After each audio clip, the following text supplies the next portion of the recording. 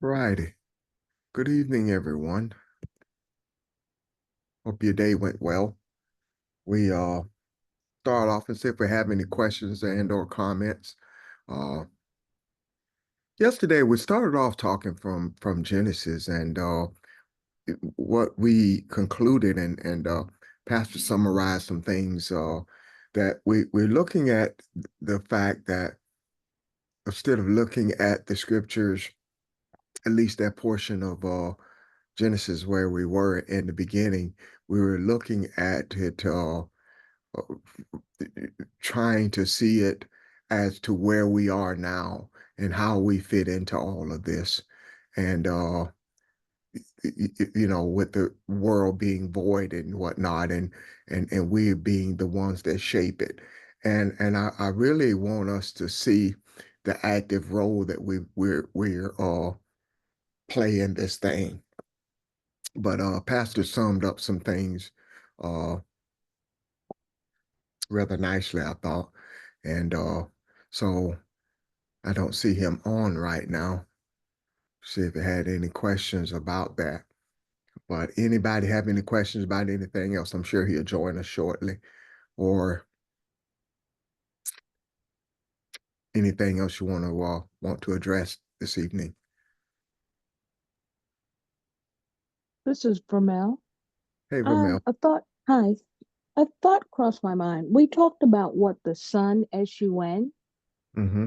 represents. It means, will we eventually talk about the moon?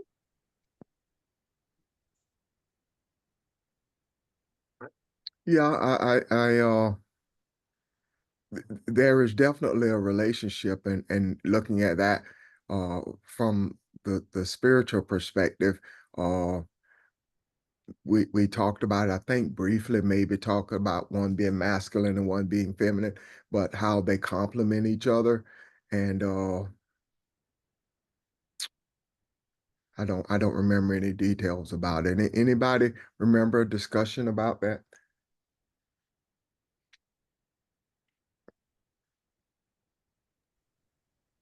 Good evening, Ron. This is GC in Philly. Hey, Uh, man. and I think that, when we had some discussion in reference to the moon, I believe my understanding that it represents the feminine energy.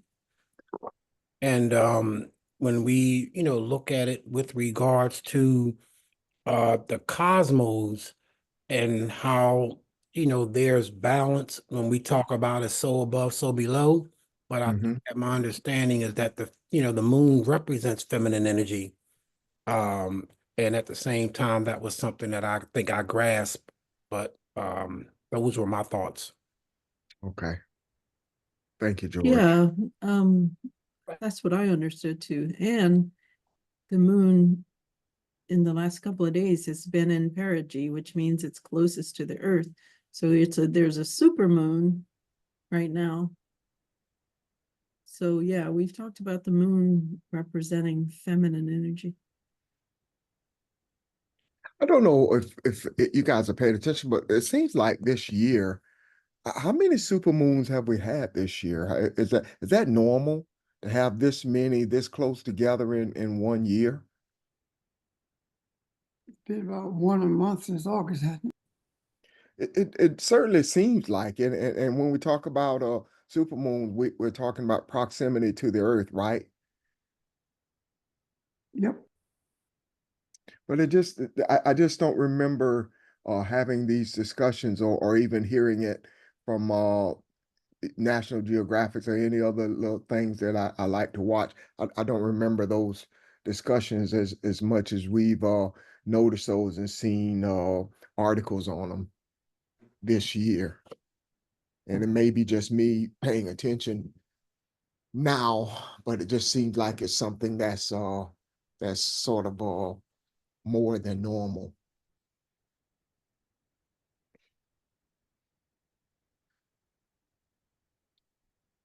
And all of that I think has a bearing on what we're discussing and the energy fields that between the moon and the earth and even the sun and earth, because the moon gets its reflections from the sun. So that energy also is inclusive of from the sun and the moon. So it's just kind of interesting to me. What it means, I don't know. It also symbolizes intuition. Okay. Like the sun is lit its own light during the daytime, but the moon, as you said, is a reflection of it. And so it's a reflection of inner, it can symbolize inner growth. It can symbolize illumination, inner illumination, which is similar to intuition, allowing your inner light to guide you. But I agree with others. It's a very powerful symbol of feminine energy. It symbolizes stages of growth too, just like the moon changes over time in terms of its physical representation. It does that. It symbolizes internally and spiritually ages of growth too, areas of growth.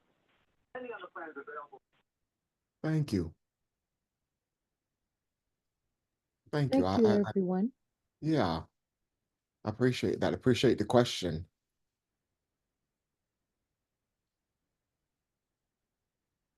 Anyone else?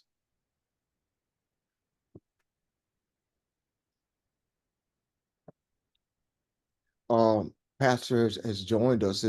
Was there anything that he may have brought up yesterday that you needed clarity on, or you needed to hear again? Any questions or comments for that matter on our discussion yesterday?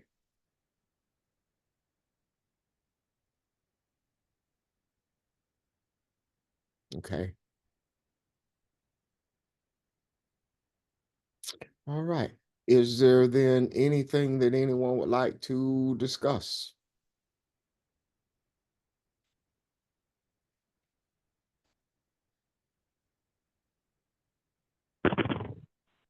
Hey, Ron, this is Charles. Hey, Charles. I have something that I want to discuss. It's going to be in Genesis 1 and Genesis 2.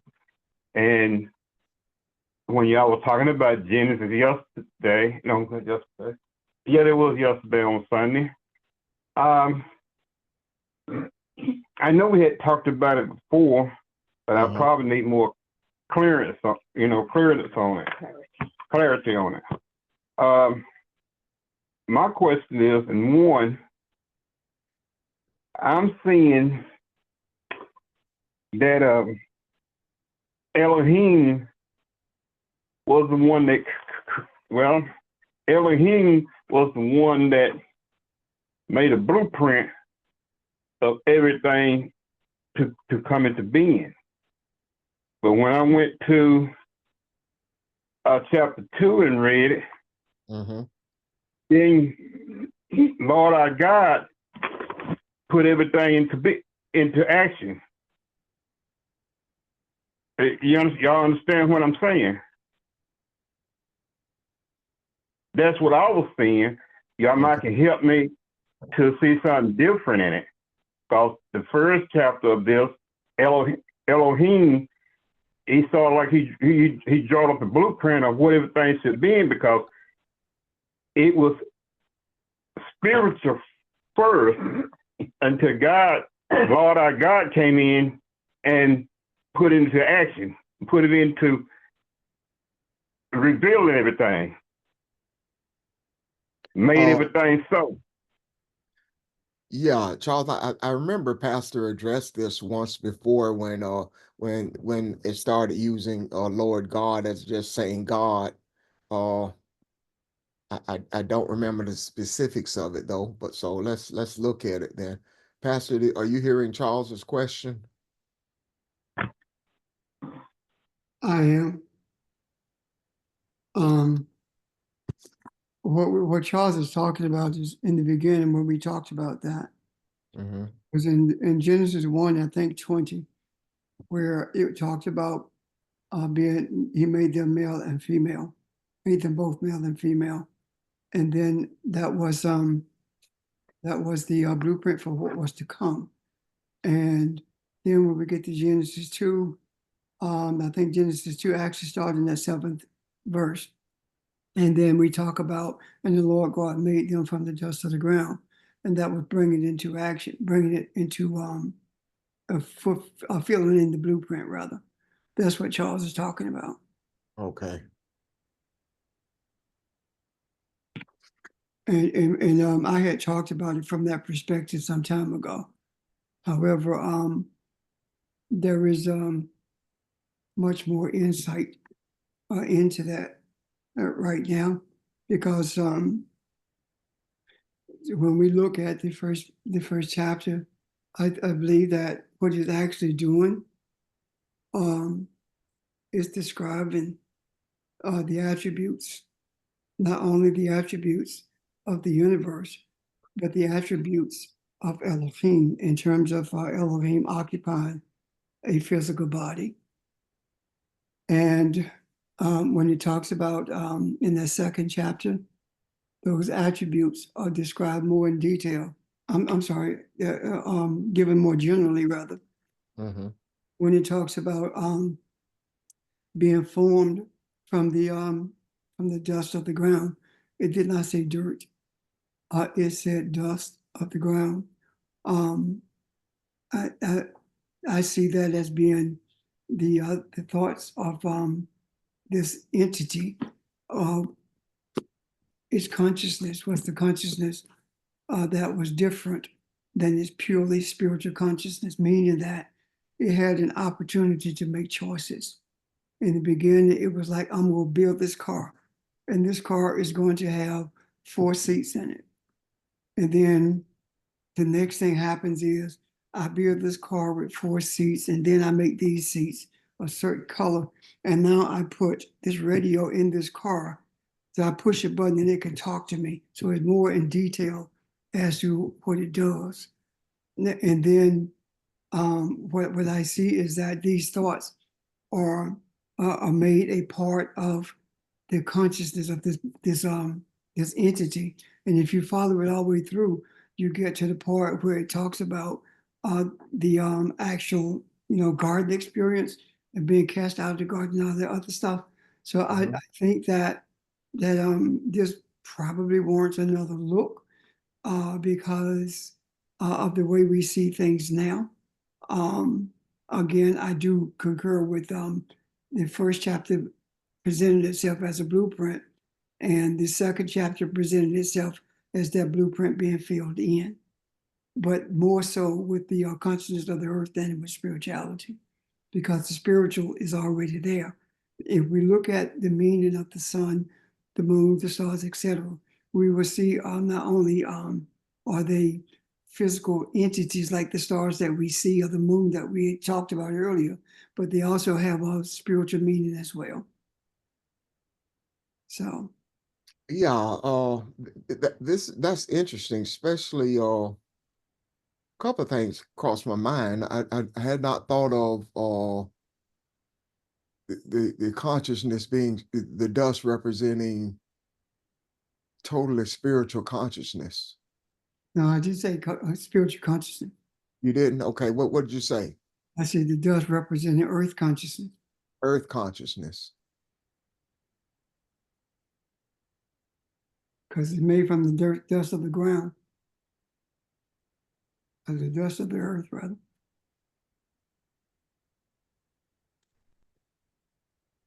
Okay.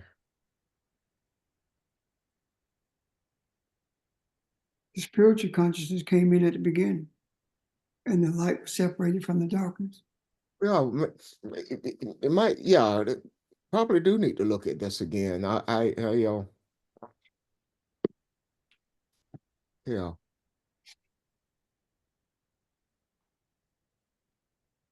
Because I like to know how you get there. What does what are we missing something there? How do you get from chapter 1 to chapter 2 in your development? Is there a difference between Elohim and Lord God? No, I think they're simply attributes, Audrey. Okay. No, I'm just asking because I think if I didn't misunderstand, I thought Charles thought there was a difference. Oh, okay. Did you, Charles? I didn't think it was a difference because it came to me just like a father and a son, and they both was the same, but one wants to. It's hard to explain what I'm trying, what I had saw in there, and Oh, we talked about that one time. It is not a father and a son. It's no different than saying that, okay, Lord, what is that? The meaning of Lord is That's Yahweh. Yahweh. Yahweh Elohim is what it's saying. Yahweh Elohim. Okay. Yeah. Yahweh talks about deliverance, doesn't it? yes, So these are attributes. See, this is what we've done. We have created Yahweh as a God. We have created Elohim as a God. We have created El Shaddai. We have created all of these elements of characteristics as individual entities, but they are actually characteristics of the one entity, Elohim.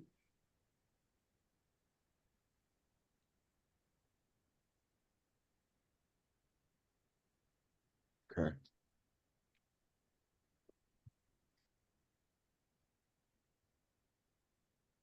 Good Pastor. question, Paul. Pastor, what do you mean by the one entity Elohim? Isn't Elohim plural? Yes, the Elohim plural. What I'm saying is that Elohim, everyone is Elohim, right? Because of one yet many. Mhm. Right. And in this one yet many, there are different attributes. And we have the attributes of deliverance. We have all those attributes that we have called gods in the past are simply personality traits of Elohim. And maybe I used a poor choice of words not said that about not described Elohim like that.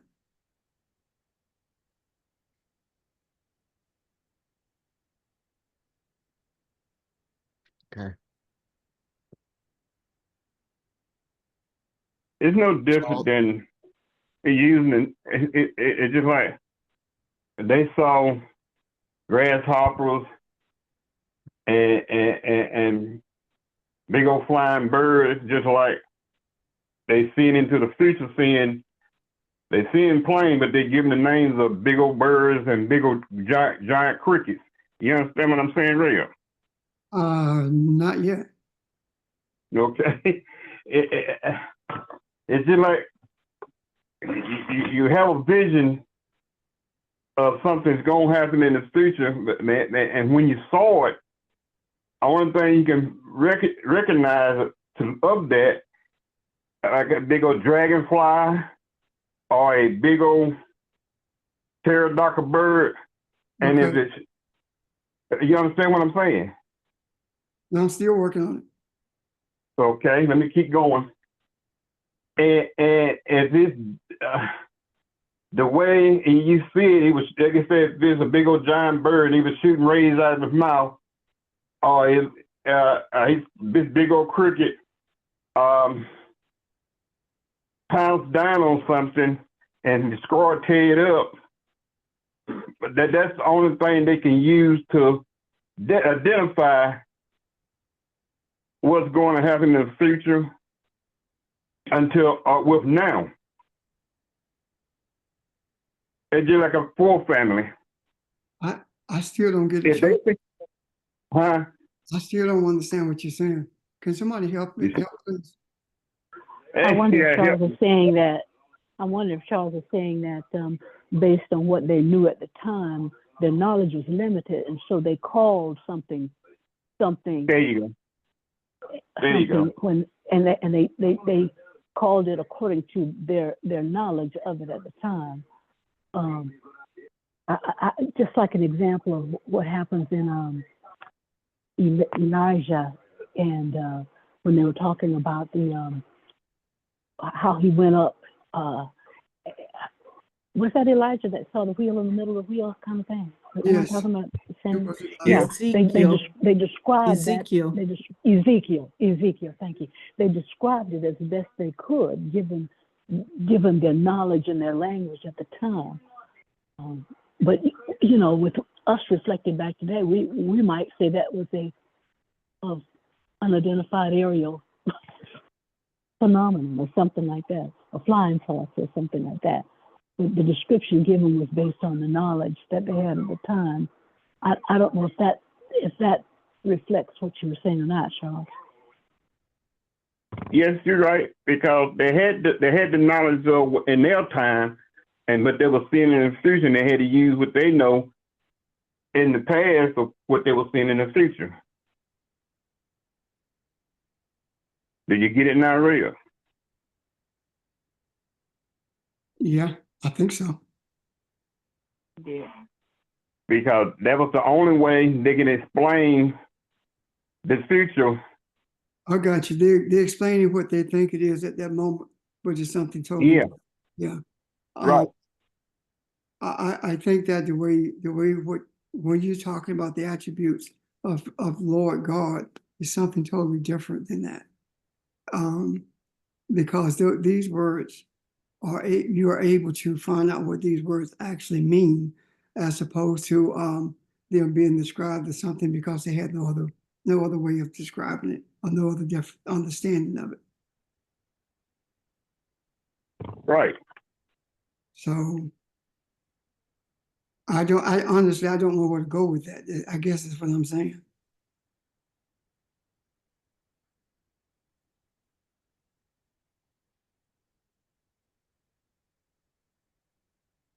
Well, it sounds Because like Wait.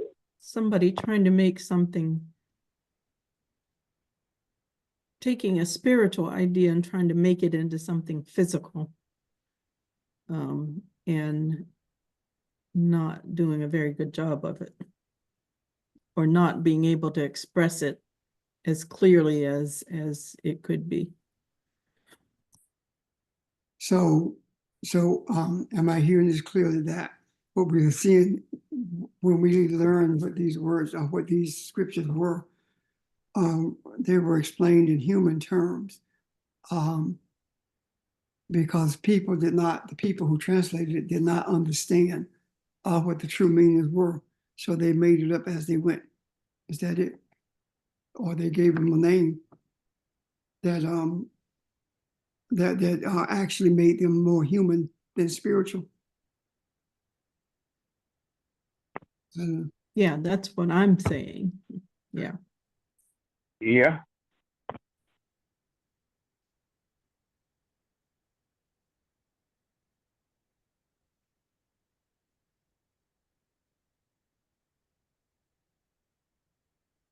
Okay. so that means that's why we have to dig more to see the real realization what creation is telling us, or the universe is telling us. And that's what we're doing, digging deeper to see what the true understandings of those things are.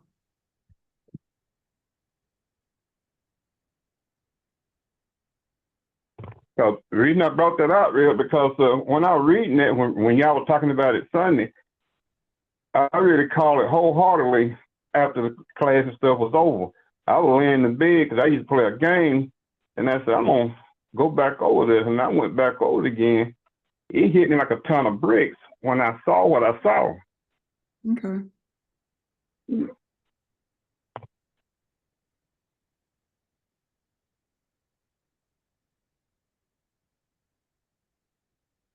Okay. Anyone else? Any other thoughts or questions? Charles, I appreciate your question. And if you don't mind, let us pick another time to kind of get back to that, because you're right. What you're seeing in Genesis is something we probably need to take another look at. No problem. What I do, I put it in my phone so we'll come back to it again. Okay. I guess one of the things I was thinking about as you guys were talking, we are, we talk about Genesis. We may even talk about Matthew or some of the books that are that we visit more often. Uh, and as we grow and as we evolve and understand and recognize the spiritualness of who we are, is it the same entity that comes back to it? Because when we come back to it, we come back as something different, something newer. Uh, and it doesn't mean that what we discussed prior to is wrong. It's just that we can see more of it. So you come back to it refreshed and looking at it through a different eye than you've ever seen it before. That's why we've used the symbol of the onion. The onion is still the onion, Yeah. regardless of how many layers you peel from it. Each peeling reveals another aspect of that onion, another layer of that onion.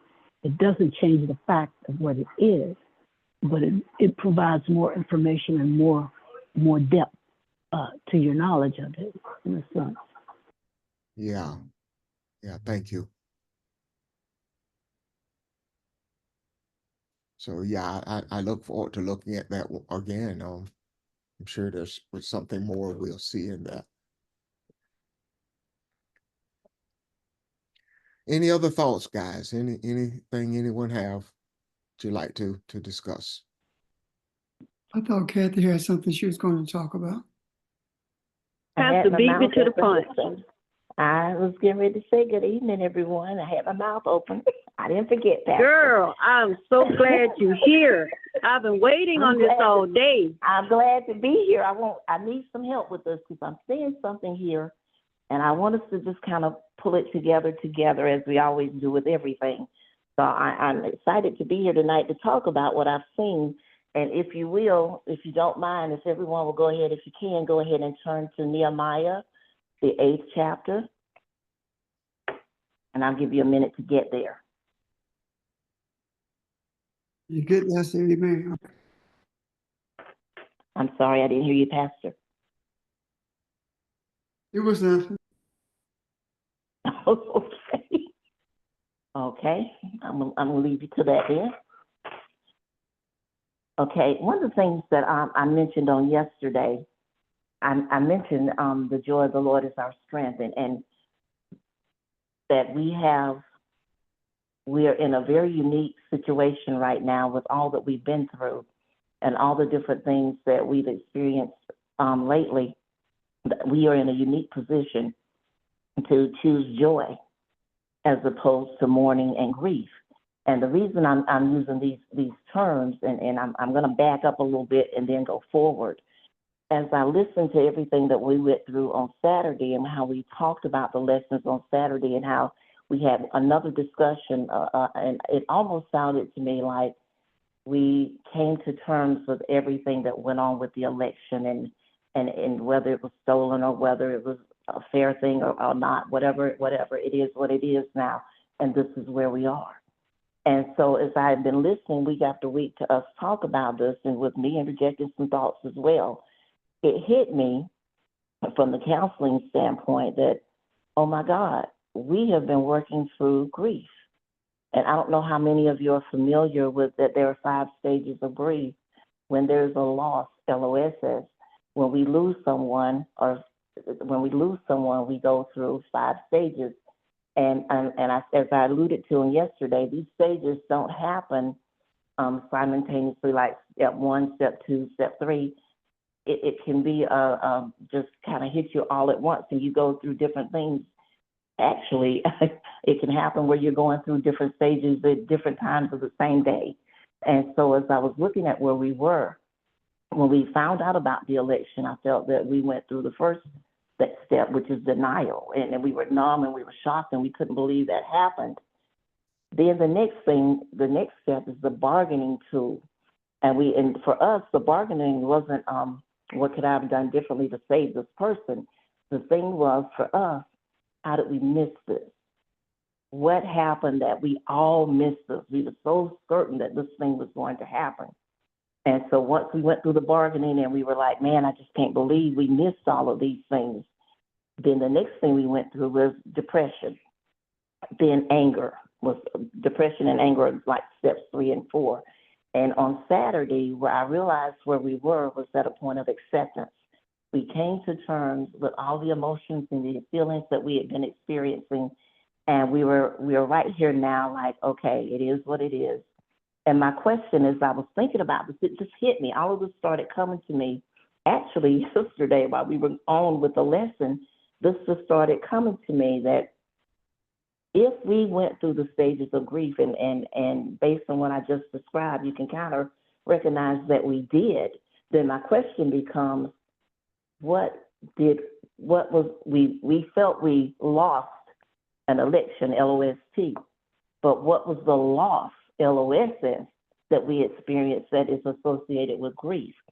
What did we think died as a result of that election not going the way that we thought it should have gone? When that question hit me, I'm like, that's not a rhetorical question. How did we end up at a point of grieving? Because we literally were grieving. How do we get to this point? What do we think died during that point in time? Any thoughts on that before I move forward? Or do you see where I am, what I'm saying right now? Is this making sense before I move forward? Yeah. Yes. Yes. When the shock came, I think the loss of my expectation and my expectation that there was going to be a physical change. That was the loss that I felt. Yeah, and I think we were all right there with you too, Barbara. I heard someone else too. Was someone else saying something? Okay. Well, when I started looking at this thing and it hit me, we talk about being Elohim all the time. And I if guess we are Elohim, I'm sorry, Ron, go ahead. no, I wasn't going to say anything, but I guess one of the things that hit me too was when you say did we miss it, that hit me. That was a loss to me. The insight. Did we miss that? You know? So that to me was kind of a loss, and I agree with what Barb said as well.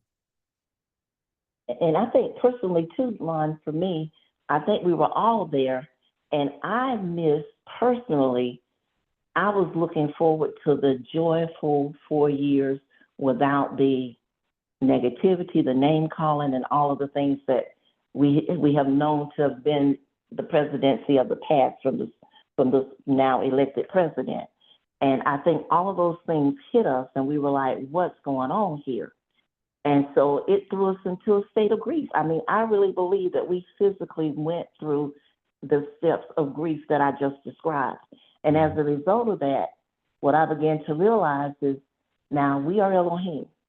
Ron said on yesterday or Saturday, when it was Saturday, he mentioned that basically when we begin to understand who we are, we don't lose.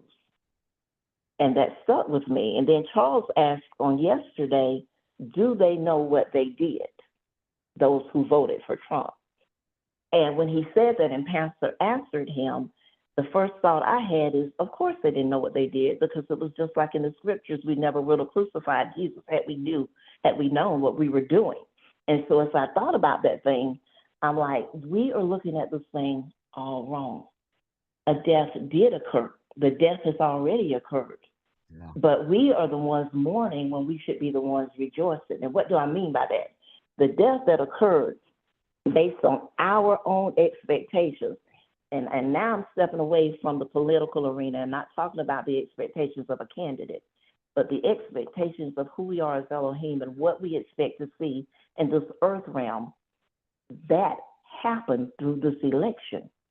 And we almost missed it because we really wanted a candidate to win that we were backing. But what is the death that occurred? Because a death did occur. The death that occurred, and believe it or not, by the election of Donald J. Trump, what took place spiritually in the spiritual realm has already taken place. And what was that took place? The death of Christian nationalism, white nationalism, racism, white privilege, all the things based on our desire that we needed to have happen has already happened in the spiritual realm. It's already taken place. If you stop and think about everything that we've been teaching and that we've been studying and that we've been holding fast and holding true to forever and ever, when we first started looking at racism and talking about all of these things, Pastor made a statement that we almost lost sight of. He said it is not up to the African to change and fix racism. We didn't start it. We won't be the ones to fix it. So it has to be one of the most racist people that we've ever known covertly to step into the arena and just flaunt his racism, has to be the one to chisel away at this thing and tear it down. And then as I'm sitting there thinking of that, I'm like, well, if that was the death that occurred, why did we feel the loss? And as I began to process that and realize we somehow switched it and we flipped it the wrong way, because during this time of election period, when Charles said, do they know what they did what they needed to do to bring about what we've been desiring to happen, which is the total obliteration of all of the things that I just named. And it has already taken place in the spiritual realm. So the question that hit me as I'm sitting there and all of this was coming to me yesterday, it hit me, then what has to happen to make it manifest in this realm? And that's when I began to see the answer in Nehemiah 8. But just from my perspective of what I was shown, it is our rejoicing that will usher in the manifestation of this death that I just mentioned, of this, all of these things, that these strongholds that have been erected, that have worked and been detrimental to us as a people, to not just Black people in general, but people who are spiritually seeking truth and establishing loving kindness and balance in the earth realm. All of that has been uprooted and resurrected, but it is going to be our conscious decision to choose joy that's going to usher it into this conscious realm, the consciousness of earth realm. So what I'm saying to us is that we have a choice to make. And every day we have to decide whether or not we're going to choose joy. And I want us to look at that word. That's such a small word, but it has such large spiritual implications. It's got such a big spiritual meaning. And I don't think we understand what joy is, because I think joy has been taken out of context in a lot of places. It's nothing wrong with running up and down the aisles and shouting and praising and doing all those things to show your joy. But joy is a lot bigger than that. It's a spiritual thing. And I wanted us to look at that a little bit tonight. I'm not going to take very long because this is me thinking this through. But what are your thoughts on what I'm saying so far? Are you seeing it, or is it making sense, or do you have questions? Kathy, this is Audrey. Mm-hmm. I see what you're saying, but I want to ask a question, because Okay. when I was thinking about this the other day, and it just occurred to me that this is a Barabbas moment. You know, they're choosing Barabbas rather than quote unquote Jesus. So could that be part of our grief too? I could see very strongly that it could be, Audrey, because understanding what I understand about joy now, that is how a candidate could have an infectious laugh and run with a smile on her face. And from the standpoint of joy, she started an entire movement. Joy became a movement. It wasn't just Kamala Harris, the woman. The people were looking forward to the optimism and the joy and the feeling of this euphoric feeling that they were having as a result of looking at that, but then understanding that we turned away from that and turned back to the thief, the murderer, the one who wants to just enslave us again. So Right. when you look at it that way, absolutely, that was part of the grief that, I mean, I am describing, and I can only speak for me. I really went through the stages of physical grief like a death had occurred for me. That's really what I felt. And I think based on what you're asking, Audrey, absolutely, I think that is part of how I know I took my eye off what we have the potential to do through joy, because I was too busy grieving. I could not pull out of that downward spiral that I was feeling as a result of the loss that I was feeling. Does that answer your question, Audrey? Does that make sense too? Yeah, I get you. Thank you. Okay. Kathy, Uh-huh. another way to look at it also is that knowing who we are, we were ready for the birth of joy, of balance, of harmony, and we were ready to, like an unborn baby, we were ready to finally see that Yes. that child manifested. We knew it was there all along. We felt it in the womb. We felt it grow. We felt it move. We knew that it was alive. And Yes. it was similar to after all of that build up, it was similar to the parent having a stillbirth Yes. in a sense. Yes. It seemed like a stillbirth. But what I hear you Mhm. saying is it really wasn't a stillbirth in the spirit, because all of that's No. already birthed. So Exactly. it's up to us as to how we choose to manifest that. Absolutely. Absolutely. And I'm thinking about, there's a song, and I'm gonna be like Evelyn for a minute. I'm gonna put a song right here. There's a song by Walter Hawkins that says, "Don't wait till the battle is over. Shout now, because you know in the end you're gonna win." But what I already learned, and as I'm being shown this, we're not waiting for the battle is over to shout. And what I mean by shout, to experience the joy. And I don't have to wait until the battle is over, because not in the end I'm going to win. Winning is already taking place now. I want y'all to think back to something when we had the teachers conclave, and Linda said something about you already have the win, the WIN. Don't worry about the win, the WHEN, but you already have the WIN. Do y'all remember that? That was what Yeah. came to her, and she shared that when we were together as teachers. And that hit me, that we already have the win.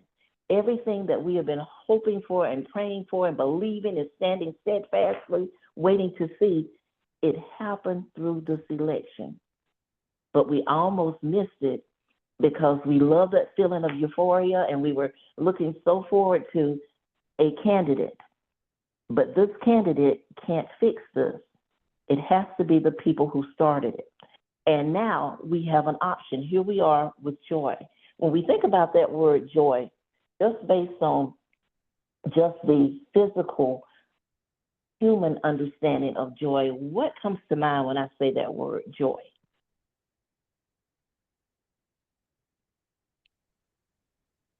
Gladness, happiness. Gladness, happiness. A euphoria. Yeah, euphoria.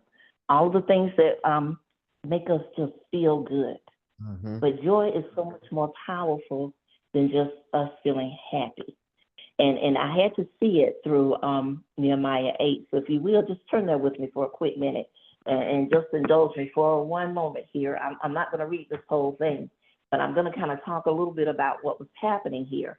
I'm not understanding. All the people had assembled to hear, Nehemiah 8. And I'm just looking at chapter verse 1, just kind of talking from there. The people were assembled together to hear the law being read to them. And what was happening, the priest Ezra was reading the law to them.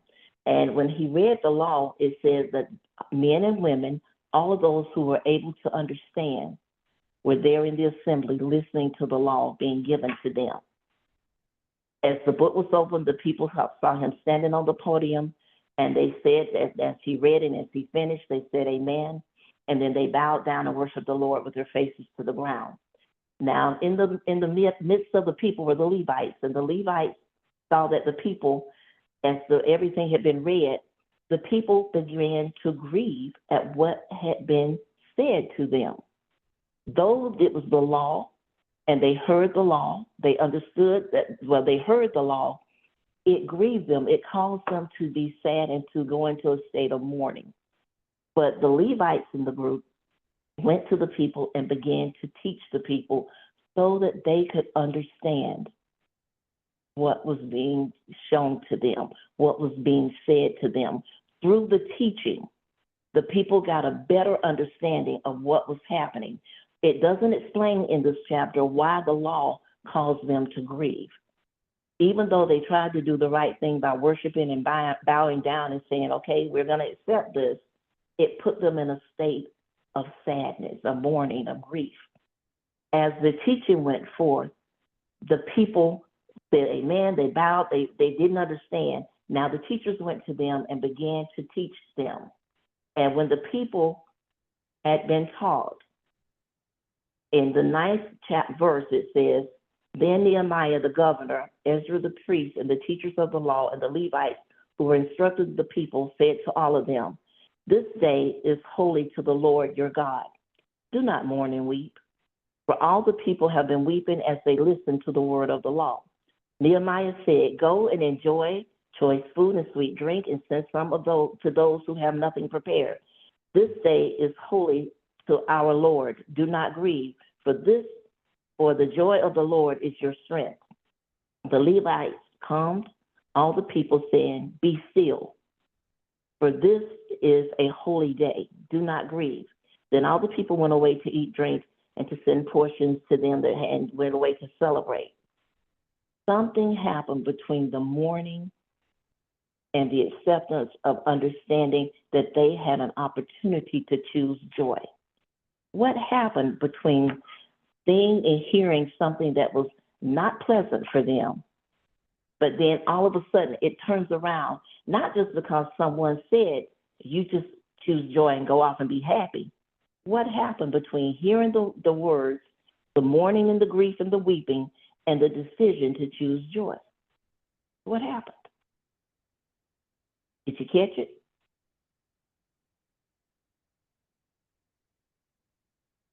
That's a real question. What happened? I don't know if I'm right or not, but seems like to me they didn't do what they had heard, so I feel like they were pissed off. Feel like? It never said they were angry. It said they were grieved. They were feeling like, just like we were feeling the other day, just like we've been feeling. But the difference was this. There were teachers in the midst who helped them to make sense of what had happened. Whatever was being said to them from the law that was a hard pill for them to swallow, the teachers in the midst brought clarity and understanding to the situation that had happened. And then they had a choice, understanding the course that we are on now. Now think back, let's put ourselves in that situation. From November 5th to everything that we were facing up until Saturday, when we came into a place of acceptance, what's been happening since November 5th? We have been coming together saying what happened, let's understand it from the spiritual understanding and get an understanding, and let the teachers help us to see what happened here. We went through, we made a mistake. We looked at it politically. We moved away from what we understand ourselves to be spiritually. And as a result of that, we got off course. Through our teaching, what happened? We got back on course. Nothing has changed from what we can see with our eyes in this natural realm. But through our physical, through our spiritual eye, everything changed. Once we talked that through, we got to a point of acceptance through the teaching. Now, the key to being able to choose joy, and I'm going to talk about what joy of the Lord is my strength is in just a moment. But the first key to understanding how you have the ability within you to choose joy comes from what you're being taught. and what you do with what you're being taught every day. What do you do with it when you hear, well, one of the reasons, let me go back, one of the reasons that we are now saying, you know, don't worry about appointments or positions in the White House. Don't fill up on that garbage every day. A lot of us have already turned the TV off now. And we're not reading everything on Facebook and all of these on iPads and all of this stuff anymore, because that's not what is going to take us through what we're growing through right now. All of those things are not going to help us. Where we are is the teaching is what changes and turns everything around. Once they understood the teaching, they had the ability to tap into something on the inside of them that's more powerful than grief, that's more powerful than just being merely happy, because happiness is conditional. Happiness, you can make me happy or you can make me unhappy, depending on that circumstance in that moment. But joy is a state of constance. It can be something that is constant in you when you choose to tap into it. But before I go into looking at what all of that is, questions or comments so far? I have a question. This is Evelyn. Okay. Hey, Evelyn. Kathy, do you think we were looking for a savior instead of looking introvert or looking inside of ourselves and as a spiritual family? Were we still looking for that savior? I'm going to put it this way. I think we didn't know it. I don't think it was intentional. But we put all the, I remember saying to someone after the storms, and I was so hurt and I was almost moved to tears by everything that I saw people going through after the storms had hit. And it wasn't grieving for myself. Yeah, we were without power for 4.5 days and all of that. I was looking at what people were still going through. And I was saying it's the denial of the global warming and all of these things. But I'll just be so glad when Kamala gets in, because she's going to fix all of this. And when I was saying that to someone, they said to me, now don't lose focus here. She's not the only cosmic mother, African cosmic mother here. You are one too. I think, and I can only speak personally, my hopes were so tied to her to fix everything. I almost was handing over my power to be able to fix things, expecting her to do everything without even thinking about that there was a role I still had to play in everything. So to answer your question, I don't think it was intentional, Evelyn, that we were expecting her to be just this great savior. But I think without meaning to, that was the task that we had assigned to her. And if someone disagrees with that, by all means, please speak up and let me hear from you. I don't disagree with you. I agree wholeheartedly. I think that we had grown weary. We were just tired, and we were expecting something to happen overnight. After all these years, we finally gotten here. When in reality, that was not it at all. Yeah. And even after well, go ahead, I'm sorry. No, I was just going to tie into what Pastor said. I think too, I remember the excitement and the joy or happiness, how you want to look at it, when Obama won. And I think that too was in the back of our minds. We're going to witness something here that's going to be extraordinary. And that made us lose focus. I think it was different though, Ron. I think Obama won. The excitement was because, quote unquote, a Black person had won. Yeah. But when Kamala, it was an expectation of real change. Yeah. I think that was the major difference. I agree. I mean, I was hanging all of my hopes on her. I just thought she would step into that office because she created such a ground swelling, such a movement, that I just thought people would fall in line behind her, and we would reach across the aisles and work together without creed or color or any of those things entering in, and we would see the balance that we have so been longing for. And instead of all of this just race baiting and all the stuff that continues to go on. And it was hard when that didn't happen. It was hard to see that. And like I said, I don't think we intentionally just said, well, I'm going to step back and let Kamala handle it. But technically, we kind of were just saying, we're going to let her handle it. And we'll give her any support that she needs, but she'll handle this. But what is our role? Okay. We were Mm-hmm. looking for something that we actually said was never going to happen. We were looking for the government. We were looking for the government to handle it. Right. Well, we've always said that the government is not going to change anything. It's just a problem. But we were looking for everything to change because of a Congress and a president. So you're right. You're right. We had subconsciously. Go ahead. We had subconsciously walked away from the spiritual knowing that we had experienced because of the. I'm done. Anybody else? You're right, Pastor. I agree. I got a question. Okay. I don't know how to form this question. This is Charles.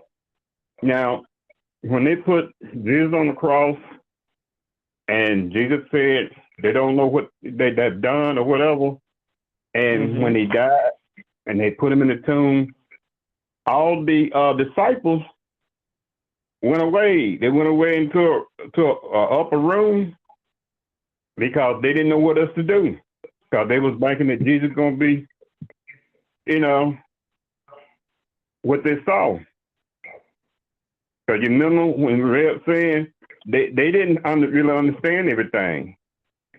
So there was a reason when they lost their teacher, they all just went into a room, left everything. So what happened? And I mean, they didn't get revived again until they saw Jesus again, and Jesus gave them the Holy Spirit. I mean, talk to me with that. Keep talking to me. I want to be clear on what you're asking, but did someone else want to say something? Go ahead. I heard someone else's voice. Yeah, this is Sheldon. Charles, are you asking, in a sense, why were they paralyzed and all of a sudden not able to move, and all of a sudden that they just fell into doubt? Yes, sir. Okay. Okay. Hopefully I'm not going too, I guess, forward, Kathy, but going back to when we were talking about joy, and we talked about the difference between joy and happiness. And as I saw, and I couldn't say anything at the time, happiness is something that's kind of fleeting, but also it's something that comes from without. Like it was mentioned in terms of someone doing something, you being happy, but it's basically something that you are excited about that kind of like comes from without, and then you're acting to it. Whereas something that is joyous is not as fleeting or not fleeting, and something that has longevity, but is also actively, you are engaged with that thing. So if I'm going to go further, it's more so like within, this is your own doing, and in a sense, you are partially responsible and taking part in being in this condition. And so it's not just someone did something, you like, hey, is an inner confidence, so to speak. And it also feels like it's something that's more so of yours, it's a part of you, it's your possession. It's not something that was just given to you in a sense can actually be taken away. And I'm coming back around, Charles, to your question, or at least make an attempt to try to address or at least add a little bit of understanding to it. When it came to Obama, we were more so, as Pastor said, excited about the accomplishment, but also going throughout that entire thing, we learned more and we saw and understood more as well in terms of what we want during that time period, learning more and understanding who and what we are, etc., and took on that responsibility. I think what you mentioned tonight was more so kind of moving away from that in a sense, and looking for that wind to be seen with the two eyes and not the one eye.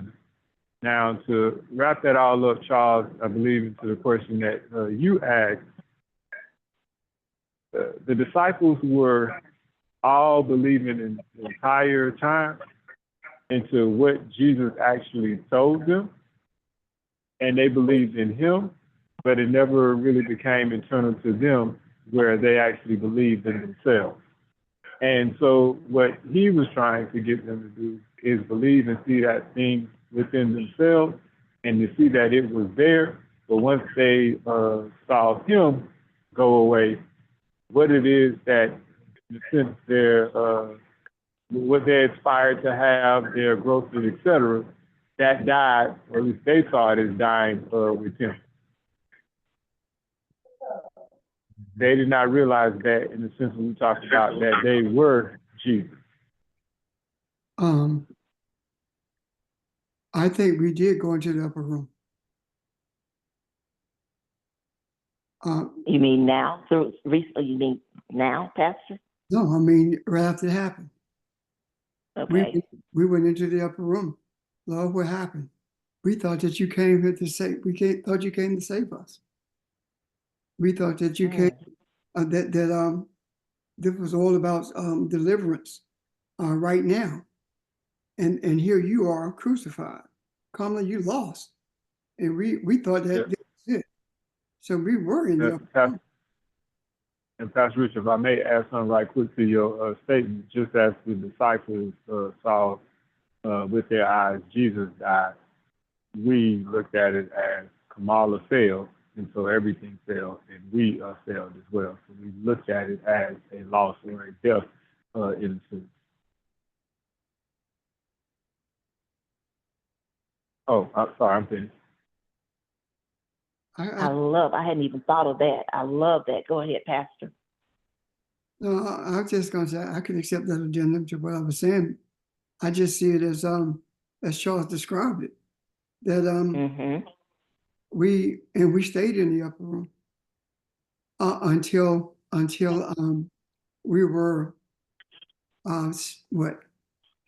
till our eye was open spiritually, and we were able to see, and then we began to speak in different tongues.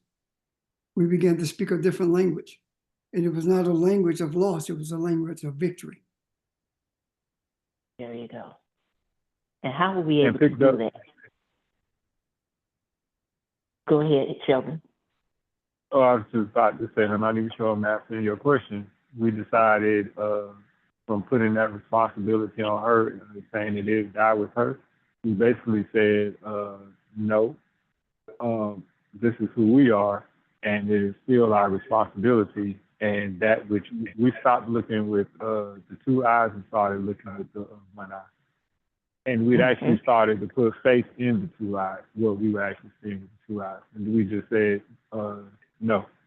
And I think we were talking about it last week. And Dr. Richard, you spoke about it a lot in terms of, learning and finding out where, you are.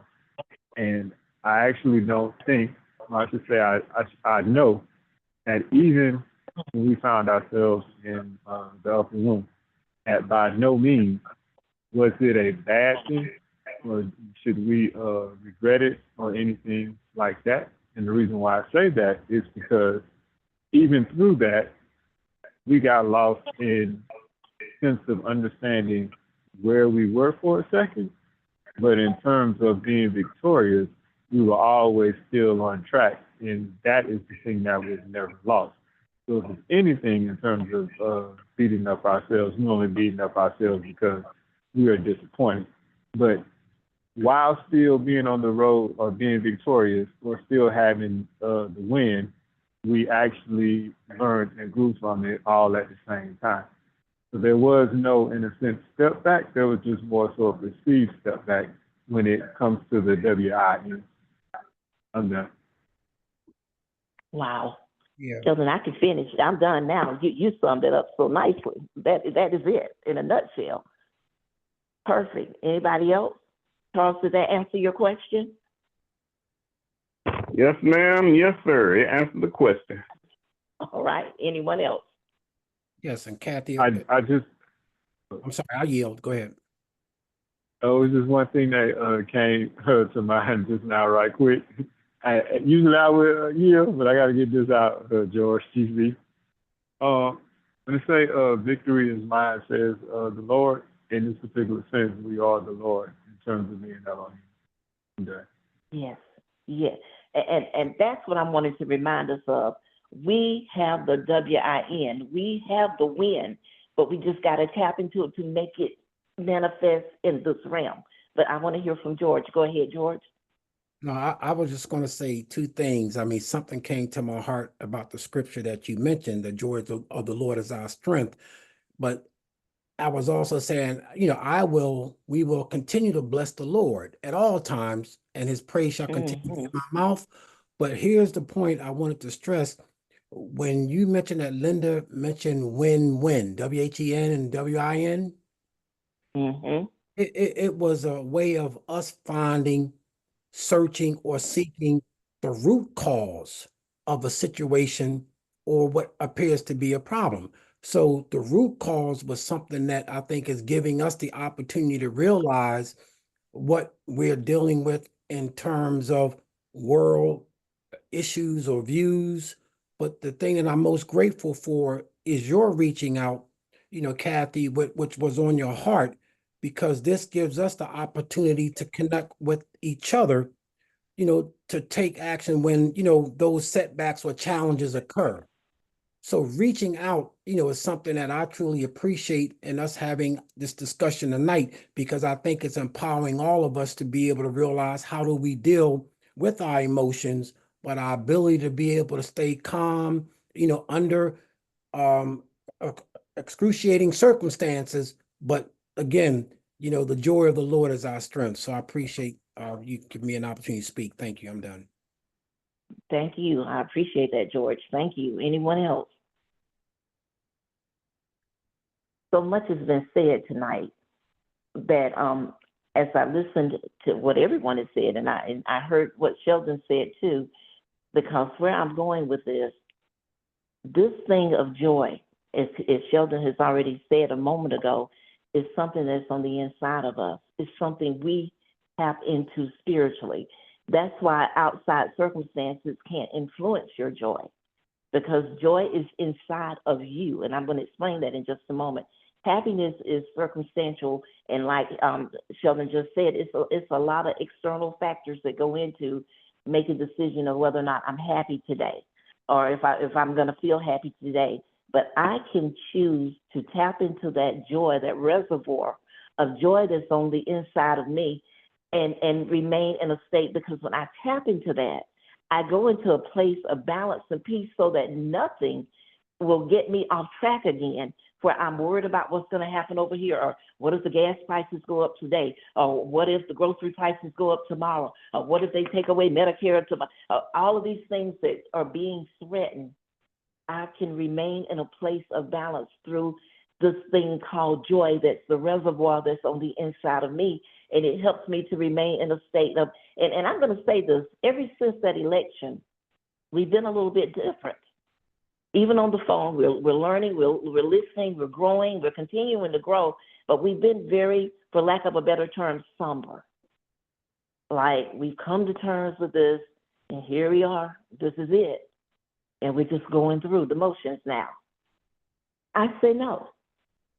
We can do better than that. We don't have to stay in a place of just mere acceptance as mere men that, okay, this is it. I know who I am spiritually. I'm Elohim, but okay, like I told Pastor when everything first hit, if you all remember me saying, I told him, I don't feel like I have any fight left in me for 4 more years of this man. And Pastor said to me, you don't have to fight. And that thing didn't resonate with me when he said it until I began to look at this thing called joy. Because are we gearing up to fight? Are we gearing up to go through? Or what are we gearing up for, not understanding what the reservoir that's deep inside of me that I have the ability to tap into to keep me level and keep me in a place of just setting my intent and just be solid, be unwavering, be firm in knowing who I am and the one whom with I am connected to and a part of, that's a part of me, and I'm a part of Jehovah, I'm a part of Insolve, I'm a part of the one who cannot even be named. That's who I am. So we said a long time ago, it never matters who's in the White House. What matters is my attitude about everything. So now, how do we move beyond this and quit being in a place of being somber, but move into a place of being joyful? And joyful, like I said, isn't about me running up and down the aisles. It's tapping into the inside of me and pulling out the spirituality that I am, the spiritual being that I am, and tapping into something to bring about this balance. So if there are no questions, let's look at the word, or are there questions before I begin to look at what joy is? Any questions, comments? Just an observation. Through all of this, the word choose has been flowing through continuously, and it's what we already know spiritually. We choose. We choose to be the Elohim that we were purposed to be. We choose. So this is another matter of simply choosing and resting in that, embracing that, and then being that. Absolutely. Absolutely. And I'm glad you picked up on that word, because in what I was thinking when I wrote this down yesterday, I said, I choose joy today and every day moving forward. I refuse to be a victim. I refuse to be afraid. I refuse to be somber. I refuse to be sad. I refuse to be hopeless. I am choosing joy. And as I move into the state of what is joy, when I look at the word joy, joy is about power, surging power that's on the inside of me. Well, I know I'm powerful. We know that we are power. Don't we know that? We know that we are energy. We know that we are powerful energy. But somehow we kind of forgot that. But how I found the true meaning of these words was by looking at the Hebrew alphabet. And for the word for joy, the two words of the two alphabet are Hey and Dalet. So for joy, when we're talking about joy, we're talking about Hey is the power of being, manifesting the power to manifest our expressions and our feelings and who we are. And Dalet is physicality. Hold 1 second, please. I will. I hear a radio in the background. Would you check your phones, please, and make sure they're muted? Go ahead. Okay. When we begin to look at Hey and Dalet, if Hey is the power of being, and that is the power that I have to manifest, and hear what I'm saying, manifest my feelings. And if Dalet is physicality, I can transcend the humanness and the physical realm that I am in through my humanness. I just move away from that and tap inside of myself through the portal of spirituality that's in me, that I am, and tap into the energy source inside of me and manifest this feeling of equilibrium, this feeling of balance, this feeling of well-being, the sense of knowing beyond the shadow of a doubt that no matter what goes on around us, we got this. We got this.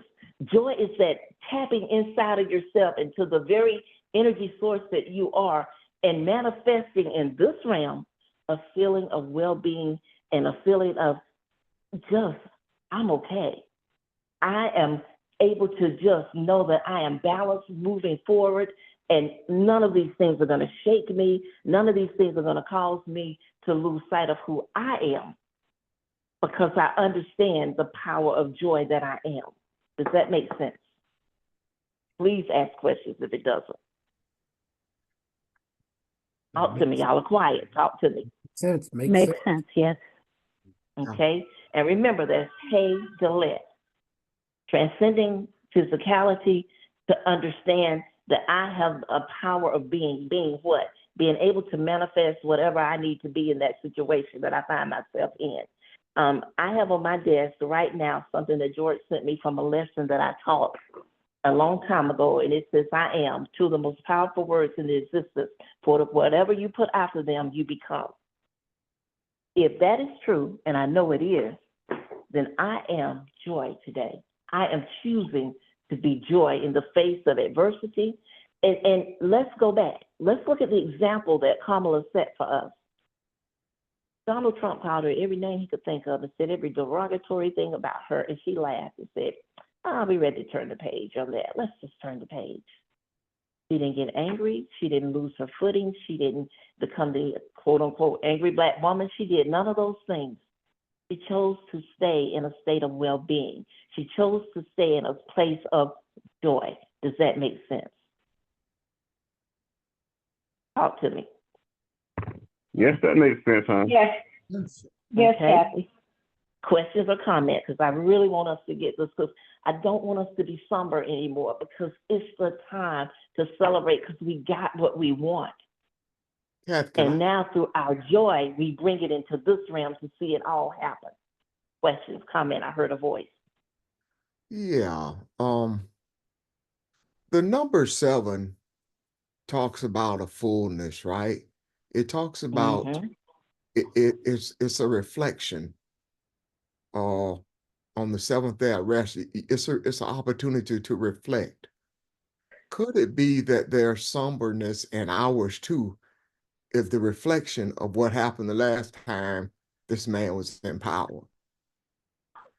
Yeah. It says that he did this. This takes place on the 7th month. Yeah, I And- saw that. And I thought George would be the number man, but go ahead, Ron. I'm just saying, the reflection is what I'm asking, I guess, or maybe in our case, is what brought about the somberness or the feeling of something just took all of my energy. And maybe that's what's being described here for us. Maybe this is us on these pages that this is talking about. I just saw that 7th month there, and I wonder, because I'm trying to figure out, why would they be somber here? Why would they be grieving? Yeah, And because it does not say. yeah, and which tells me it's there. It's just not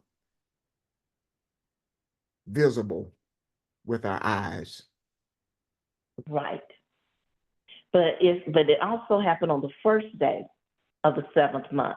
So if you're putting that 1 and that 7 together, you're getting 8.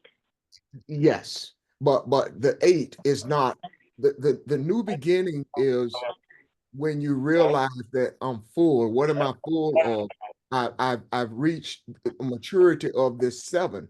I see it now, and I see how to move forward from it. Okay, all right. And now let me ask you this. That's what I'm showing us. How do we move forward from it? So moving from a place of being somber, I hear what you're saying, and I agree.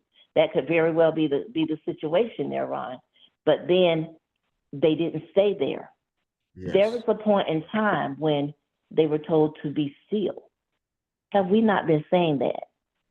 We talked, I think Cheryl was on yesterday, and Cheryl made the comment about faith. And Pastor came back, and I've always said there's something greater than faith, because faith is what I'm hoping for that's not seen.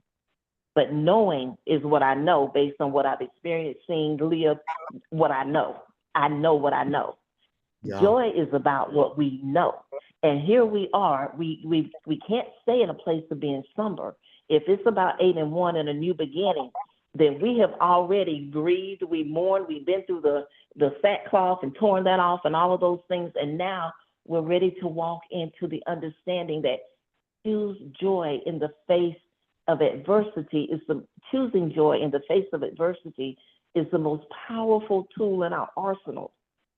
Because when someone is trying to tear you down, and nothing that they do is like a buffer, nothing that they do to you causes you to crumble, guess what? You WIN.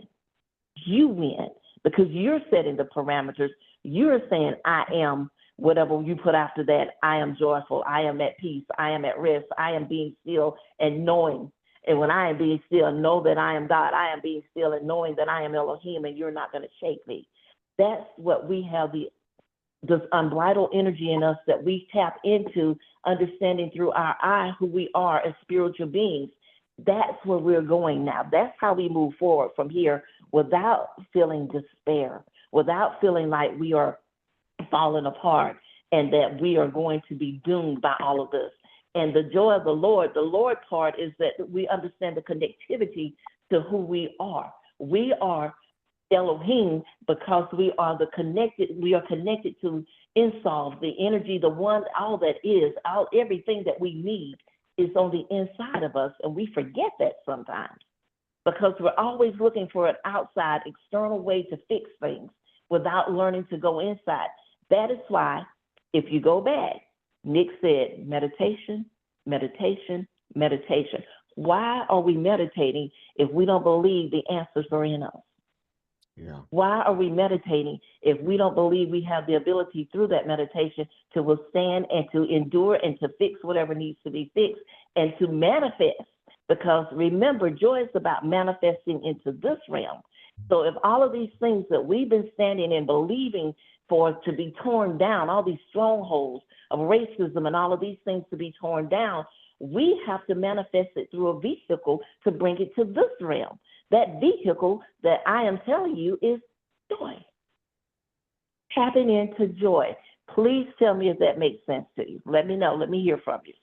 Yeah, no, it makes real sense, Kathy. And the Bible, Ezra talked about the 7th month, and you mentioned the first day, and which gives us a number 8. But the spiritual vibration of number 8 is self-empowerment through right act and right livelihood. And when we can appreciate and enjoy the fruits of our right actions, it helps us to help others do the same thing. So it's more than just about the new beginnings. It's about the right action and the right livelihood. And this is what, empowers us to appreciate what Ezra and Nehemiah, was speaking about in terms of bringing that sadness to gladness, in that way that we can appreciate where we are, as of today. And, Yeah. there's an African term that talks about Tep Haseb, and Ron has talked about it, sometimes before, the process of becoming. Yeah. The process of becoming. Yeah, I'm done. I want to share those thoughts. Thank you, George. I appreciate that. Makes a lot of sense. Questions or comments, Ron? No, I'm just saying I see it. Yeah. Thank you. Yeah. Okay. Anybody else? I'm talking a lot because y'all are quiet on me, and I want to know if you're seeing it. And if it's something you disagree with or you could have questions, please feel free to ask. Kathy? Just an observation. I yield. I just had a quick question. If you could go over Hay and Daleth again. Okay. Hay is the 5th letter, and it's the power of being, and it means being able to manifest our feelings or the power of self-expression. And Dalet is physicality, the foundation of human life, but it is the energy, the force, the portal, the gate, the entrance to be able to transcend through our human bodies, to be able to transcend into let me say it another way, to be able to tap into who we are as spiritual beings, to be able to manifest our emotions, to be able to manifest our power of expression right now in this realm. Please tell me that makes sense to you. Yeah, it Or does. ask questions if it doesn't. Okay. It does. Because I was thinking, I was looking at it, and it's also grace. Hay is grace and favor, and Daleth is earth. So, yeah, we can choose to have grace and Physicality, favor in the earth. Yeah. Yeah. Exactly. Thank you. I like that too, Audrey. Say that one more time. Hay represents grace and favor, and Daleth represents the earth. So we can choose to have grace and favor in the earth. Okay. Grace and favor in the earth. Grace Yeah. and favor in the earth. How do we choose to have grace and favor in the earth? It's not something that's going to overtake us. It's a choice. Did you hear that? You have to choose to have grace and favor, just like you have to choose to be joyous about whatever you find situation we're finding ourselves in right now. I think this is important for us to understand this. And as far as the strength part goes, if we're finished with joy, it's lamed, which is learning, teaching, and purpose. And it is chet, life, your divine essence and physical reality that gives us the ability to just transcend this physical life we have within us through the joy of the Lord being our strength. When we tap inward into the ability to manifest who we are and how we want things to play out. And I don't mean an election now. I'm bigger than an election. This is all looking at spiritually tearing down strongholds that have been erected forever and a day. When we tap into understanding that we have that inward power, as Sheldon referenced earlier, to tap into that, to be balanced, harmony, regardless of what's going on around us, that becomes our strength. That becomes, and how do we gain the strength? Just like the people gained strength from where we were looking in Nehemiah, it is through the teaching and the learning. As we learn and we're being taught and we understand and we receive it and we look at it through our eye and not our eyes, and we hear it with our spiritual ear and not our just our physical ears, we begin to realize we really are the change agents. Nothing is going to change if we quit and just give up and faint right now, because we perceive that we are now in a very hard place. I was talking to Linda yesterday, and we were talking, and she said something about, we're going to have to go through a lot of what these people are going through based on their choices, based on their choice for president. And all of a sudden it hit me. No, we don't. Because it's a choice. I can be in a hard place, a confined space. I can be in a very hard place if I allow myself to be there. But if I choose to say I stay balanced, yes, prices may go up. I'm not saying those things are not going to affect me, but they're not going to throw me off course from understanding what it means to be Elohim. That's what this is about. Tapping into who I am and knowing that, you know what, one thing Ron references, we've been here before. Yeah, he may be 2.0 and coming at us with even more stuff than before, but did we go through it? And did we go through it okay? Of course we did. Even the pandemic that he was in charge of, with people dying, we're still here. All of these things is the knowing part of knowing who we are, because we've been there before. Knowing comes about as a result of the history that we have in the spiritual walk that we're in because of what we've been through and been able to maintain and still standing. Now I'm saying we have the ability to understand this thing called joy, tap into that and stay the course. And never before, and I believed it the day Nick said it, but these words are resounding to me now. This is a critical time to set your intent and just be who you are, be the joy and the light, because joy also speaks to burning embers. It's like a burning coal, and even when you blow it out, the embers still blaze. Be the glow, be the light that's sitting on a hill, not put under a bushel, so that people will understand that all is not lost. Because if we can't maintain the course, if we can't be joy in the midst of sorrow, joy in the hard time, then the others who don't even understand a fraction of what we're learning will feel that there is no hope. So that's why I wanted to just share these thoughts tonight. And I said it in a lot of different ways, and I just hope that it made sense to you, because I think it's very important to set our intentions to just be and to choose joy and to not say, I don't know, for me, being somber is okay sometimes for a while. But if you're not careful with being somber, somber can take you to a place of depression, or somber can lead you to other places you may not want to go. And at some point, I want to break the chains of just feeling like it is what it is, and I'm just accepting and then moving through. I'm accepting this with expectations based on what we set into motion. We set this election into motion by our desires. Now I expect to see what we've been desiring for so long come to pass in these next 4 years. Just like we talked about Biden not finishing and doing all those other things before, this is our time to rejoice, because everything that we've been believing and waiting for has to happen through this man. I really believe that. And I don't know what your thoughts are on it, but I would love to hear from you. I'm done. That's all I got. Kathy. Somberness. Mm-hmm. Go Oh, somebody else talking. No, go ahead. I'll do it later. Okay.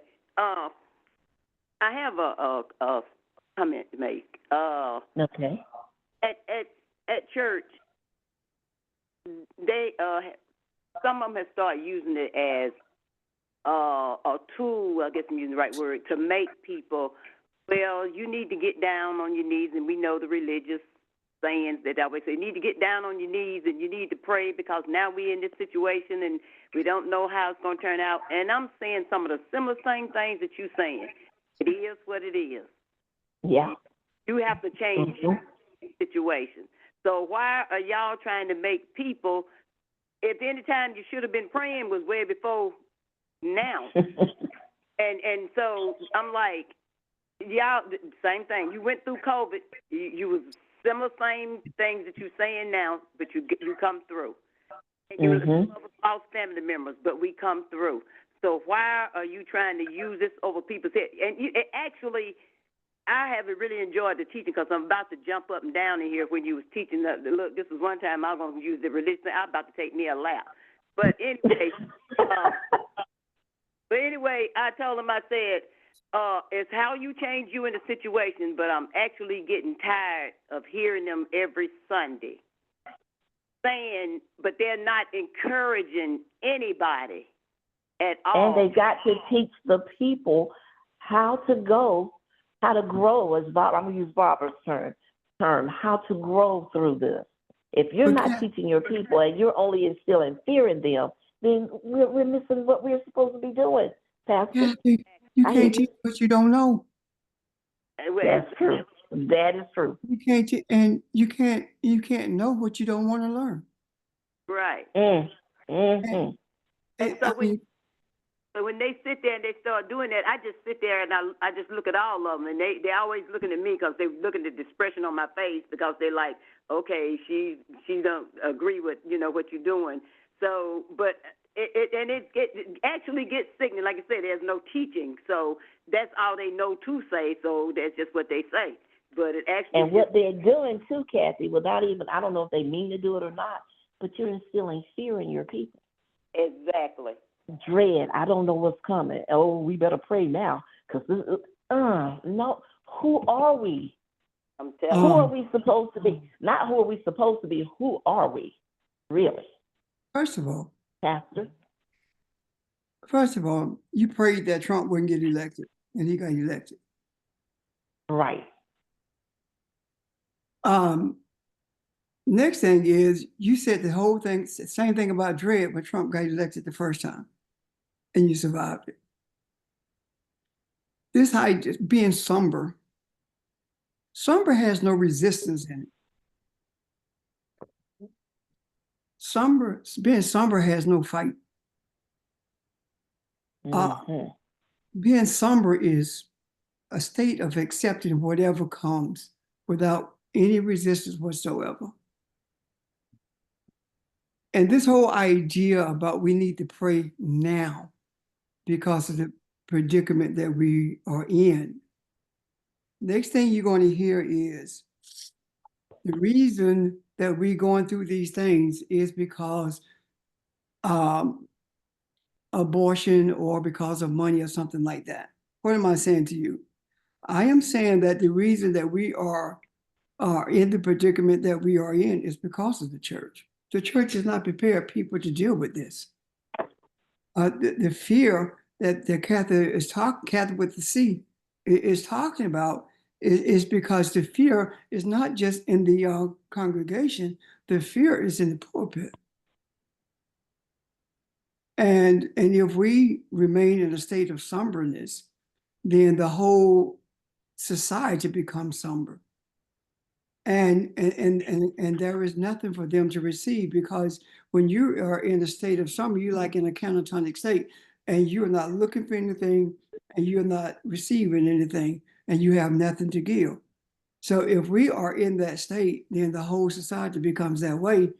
And we do indeed have to suffer through things. However, if we are in a state of resistance, and that resistance is not fighting somebody in the sense that you may think, resistance is maintaining your sense of joy in the midst of all the chaos that's around you.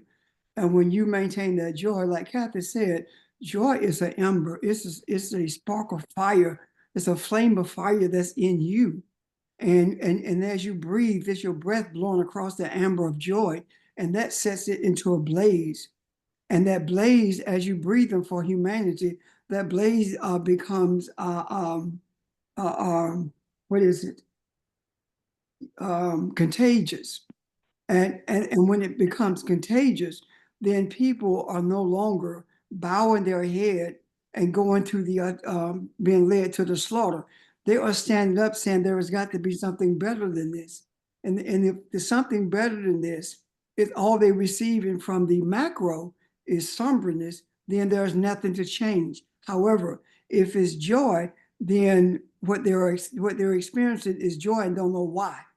And with that joy, you don't have to determine how you're going to change anything, because you cannot make that determination anyway. And you don't have to know what it's going to look like. It's going to look like what the universe desires it to look like.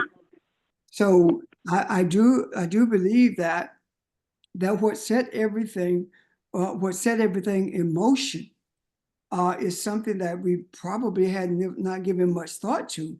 Is not only that the cosmic mother brought this movement of joy into the earth. The cosmic mother also gave birth to Donald Trump. Think about that. The cosmic mother gave birth to every racist thing that's out here. If it had not been birthed into the earth, then it would not be visible. And if it's not visible, then we don't know what we're dealing with. And once we know what we are dealing with, we are able then to transform that which was meant for our bad for our good. Nothing comes into this earth unless it's birth. Questions about that? That was the other part. I'm glad you said that, Pastor. I left one thing out. Friends, Evelyn asked the question, yes, on Saturday, something about what we were describing. Was it like childbirth, or birthing a child? That's what the word strength, that's another definition of that word strength, is compared to the strength of a woman bringing life, giving life in the earth, bringing a baby into the earth.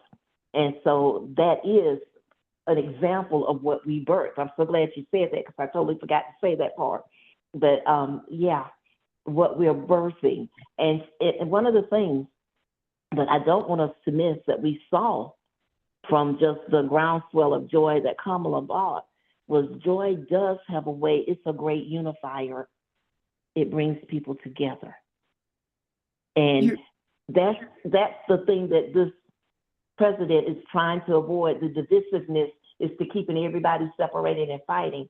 But joy is a unifier, and that's how we're going to birth everything that we've been asking for through joy, because it's going to bring unity. Not only balance through unity, let me say it that way. Go ahead, Pastor. If you birth it, as I said, all of this was birthed by the cosmic mother. So now it's time for chastisement. And the way you chastise what is birth is by transforming it into something that's useful, as opposed to allowing it to continue to be an enigma in this society. We must make sure we are the ones who are the chastiser, not in the sense of chastising in the physical way, but chastising through desire for the harmony of mankind. And that doesn't happen if we remain in a somber state. Because again, in a state of somberness, nothing changes. Everything remains the same. As a matter of fact, it gets progressively worse. And as far as what Kathy with the C said in regards to the church has no part in this at all. Because the church has not lost its way. It has never known its way.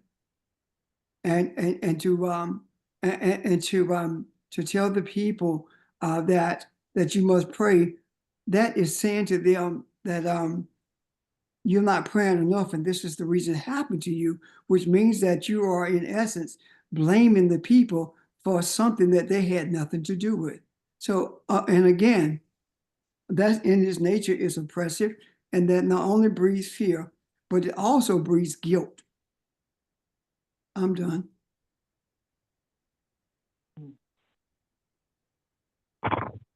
Hello? I've got So, several. Go Go ahead. ahead. Go ahead. I just had a couple of comments. One of the things that someone said to me was, "Oh, Trump's in the White House. Trump's in the White House." I said, we got him where we want him, don't we? We got that energy where we want it, don't we? And he looked at me kind of weird, but that's what we are saying right now. What we're saying is that the energy of negativity and of hatred and of isms and schisms is right where we want it to be. And just a couple of other comments. Kathy talked about we grow through things.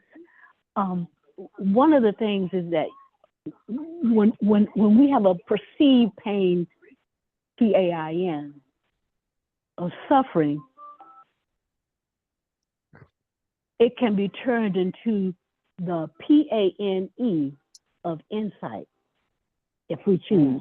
And that's what we're talking about today.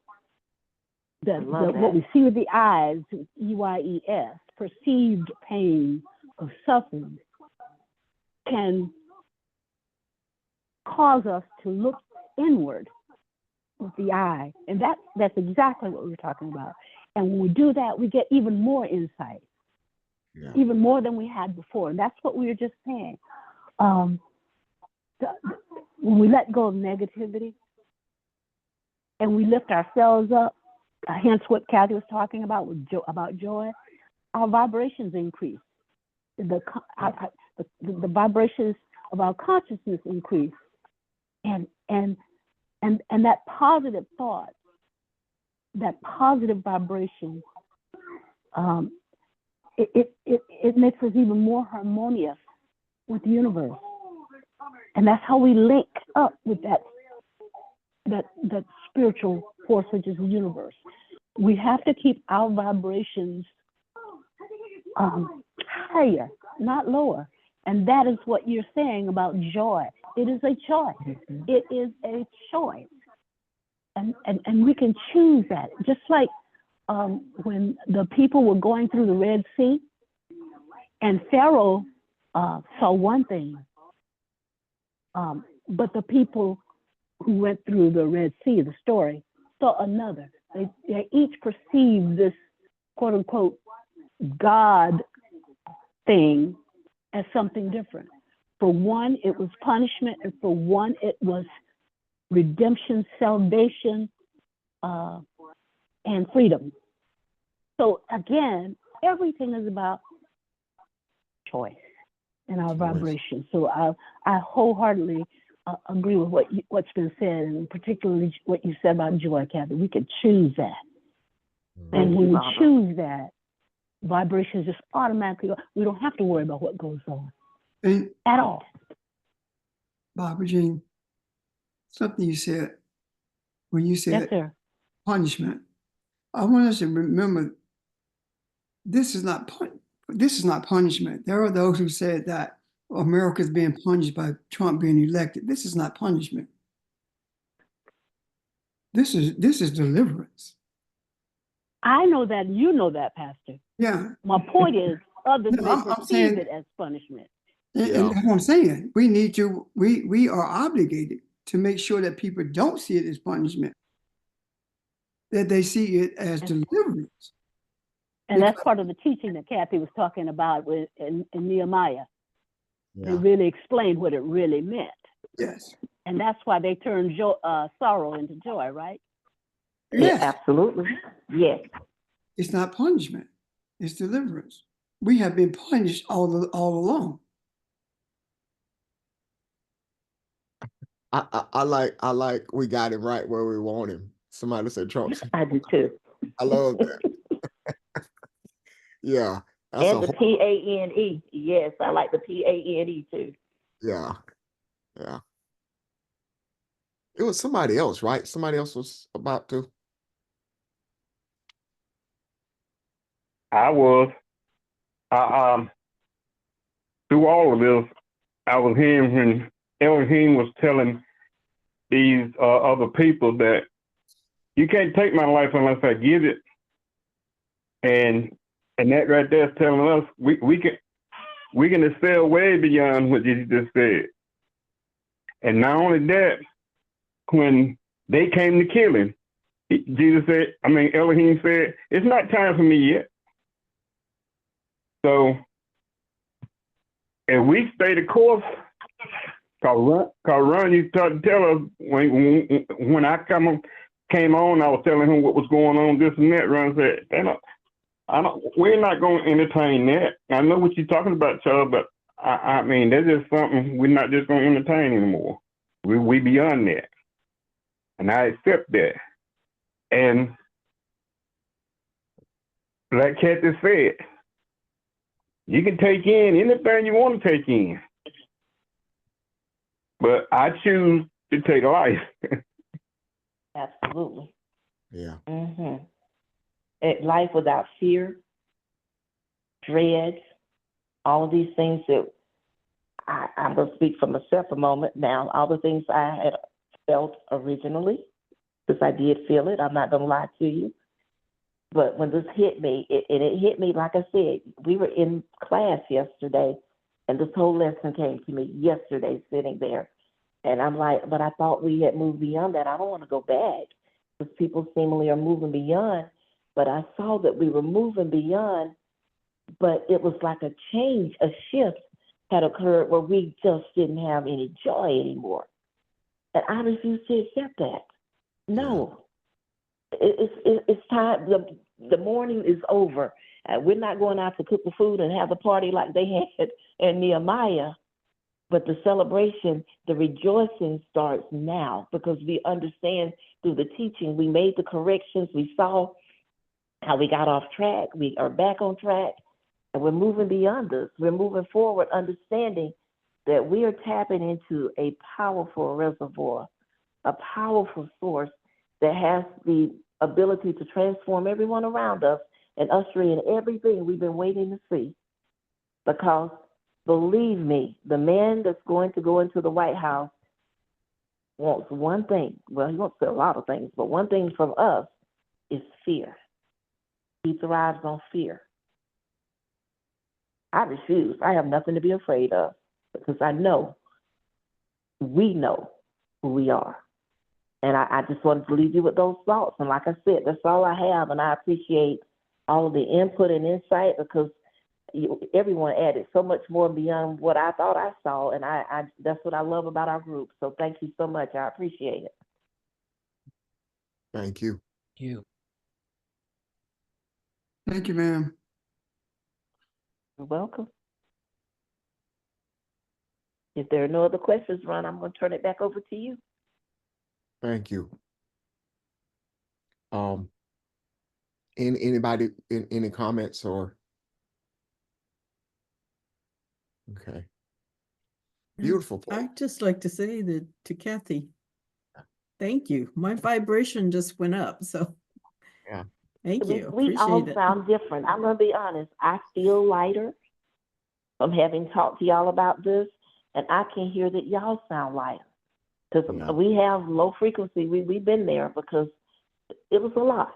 It was a lot, but you're welcome, Audrey, and thank you, because I think my vibrations are higher now. And I was like, Ron, I'm not sure I want to go back and try to teach this. And he's like, no, you need to share this. And I'm Yeah. glad we did. I'm glad because I have seen more from the input that y'all put in.